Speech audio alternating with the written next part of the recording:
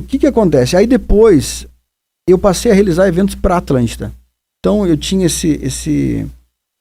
como é que eu posso dizer, esse conhecimento, essa relação com as bandas, e aí eu comecei a realizar alguns eventos para Atlântida. Então eu ganhava, comissão de agente era 20%, né?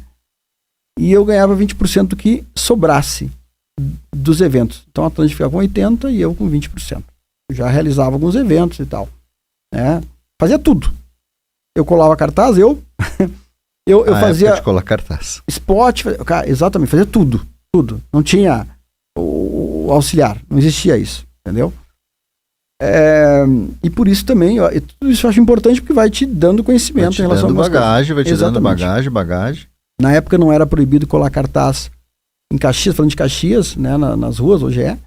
Então a gente forrava a frente das escolas e tal de cartaz. Então a gente virava a madrugada colando cartaz. Né? Pelo inverno, frio danado, a gente metia uma touca na cabeça e ia lá cortar cartaz. Mas enfim, eu fazia para Atlântida, então, os eventos. Até um belo dia, falando de atração que estourou na época, tinha importância, eu dei o nome e tal, para trazer atrações maiores, né? Eu apostei numa ideia, dentro da minha sensibilidade, e a gente fez na Mosteiro Tequila Baby e Raimundos. Cara. Tequila Baby e Raimundos. E mais umas bandas menores, né, locais. E explodiu o evento. Eu me assustei, porque eu nunca tinha visto isso. Cheguei 4, 5 da tarde, lá já tinha fila de gente para entrar. Eu disse, opa, o que é isso? Vai dar bom hoje. Mas já, claro, tinha tido muita venda antecipada e tal, mas aquilo era meio, né, diferente para mim. Eu não tinha visto isso ainda. A gente colocou 5 mil pessoas. Eu não me lembro direito, mas foi por aí. E aí, a gente teve uma puta receita, né?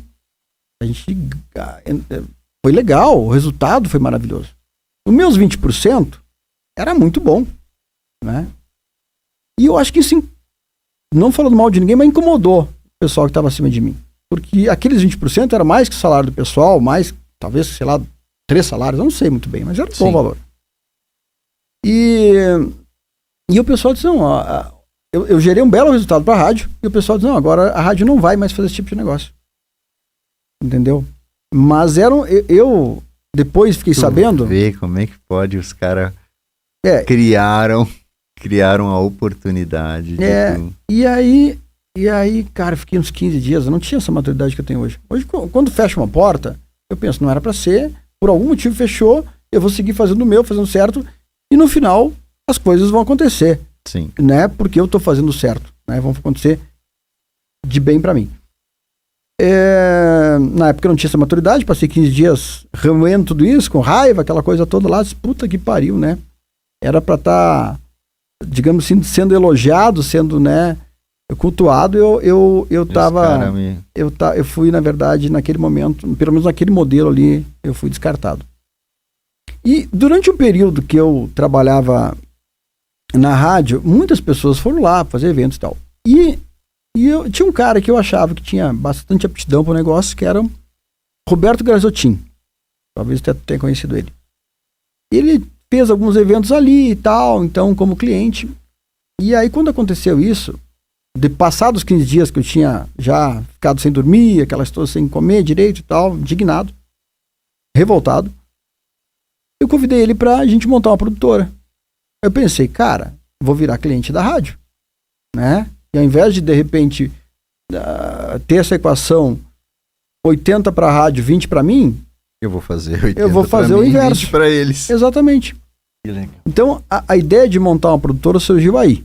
Então, montamos eu, o Roberto, Aloha Produções, né?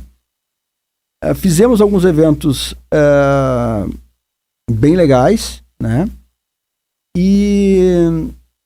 E aí, cara, a gente começou a ter uma relação difícil, né? Porque esse meio, ele mexe muito com a vaidade.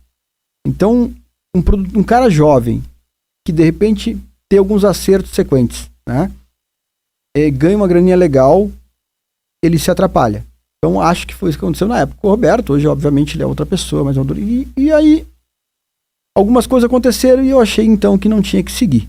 Mas foi uma coisa, assim, diplomática, né? Disse, olha, eu tinha te dito que se acontecesse coisas com essa linha, eu não trabalharia mais contigo, então a gente separou, tinha umas datas reservadas no Quinta Estação, outras na hora, cara, cada um pegou umas datas de artista e tal, e cada um seguiu sua carreira solo.